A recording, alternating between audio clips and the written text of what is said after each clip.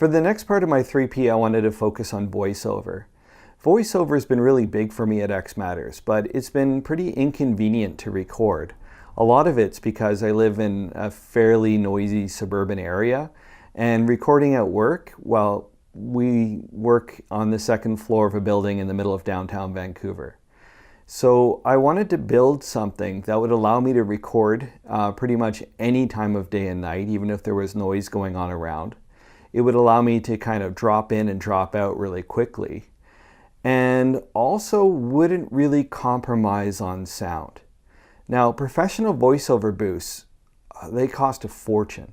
So I decided I would pretty much improvise the entirety of the booth itself, but the audio gear, well, you can't really compromise on that because you get what you pay for. I've actually been through a whole bunch of mics thinking I can get a cheap mic and it'll work fine for me. But every time I've done so, I've been let down. And with that awkward jump cut, let's head on in. So welcome to Ghetto Studio Professional Edition. This was actually made of 5 IKEA bookshelves. Hold on, 1, 2, 3, 4, 5, 6 IKEA bookshelves I arranged in a rectangular shape, and then basically took some clearance panels I found at IKEA and stuck them on the side to make it look like a proper structure. There's a built-in ventilation system because it's so well sealed off that first time I tried it, I pretty much asphyxiated. So this was added on. This is actually just made of some duct tape, cardboard box, and some old computer fans I had lying around. The whole thing is actually controlled by this one remote switch. So switching that on turns the ventilation on, the recording sign on, and all of the interior, including the recording equipment itself. Oh, and in case you missed it, the big thing here in the middle of the room is my 3D printer, which was my last year's 3P. This thing has been the gift that keeps on giving. I tell you, pretty much anything for my house, even as you'll see in the recording studio, for sports, everything this thing can do. Right now it's actually printing some fishing floats. We're taking the kids fishing on the weekend and, I needed some floats. So boom, 3D printed floats. So let's head on inside. It's a bit of a hassle to get in here with all the tables. And one thing I didn't take into account is how tight the door is. I was trying to maximize space and forgot to take into account a few other size issues. So to hold the roof up, I've modeled some clips that hook into the roof and connect some fiberglass arrows that I scavenged as roof supports. For the sides, I'm using some little 3D printed brackets along with some binder clips and just some long dowels. That kind of keeps everything in. One thing I did probably compromise a little overmuch on, but I saved it to the end, was this door. It's actually just a piece of insulation foam with a bit of duct tape on it, holding it in place. It does. Yeah, you didn't see that.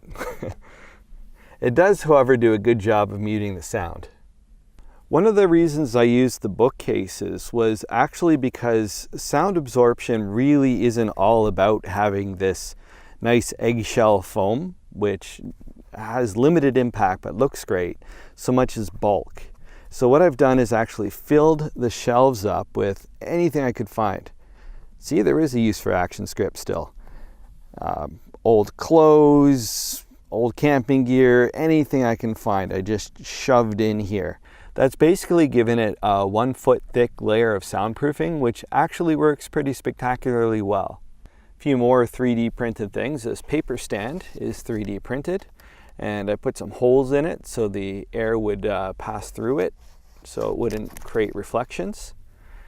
And also, yeah, the ventilation here, to get the air kind of diffused, I've got 2 layers of 3D printed diffusers on top of it. I'll put that on later. The microphone is a Neumann TLM 103. I did some extensive research into microphones, and this seemed to be the best professional quality microphone that fell within my budget. For the preamp, I'm using a Tone Beast TB12. This was a bit of an odd choice, but this one's really interesting. It lets you actually color the sound by changing the transformer or changing your amplifier or capacitor. You know, there's a whole bunch of different options here. That way I could actually color the sound how I like without actually being disappointed with my purchase and having to post-process the audio to get a different sound.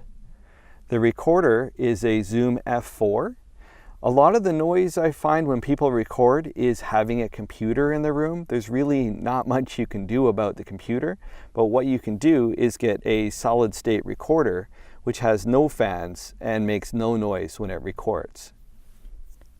And this is what it sounds like.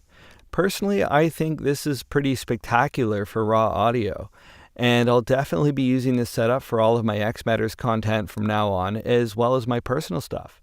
So thanks for taking your time to watch.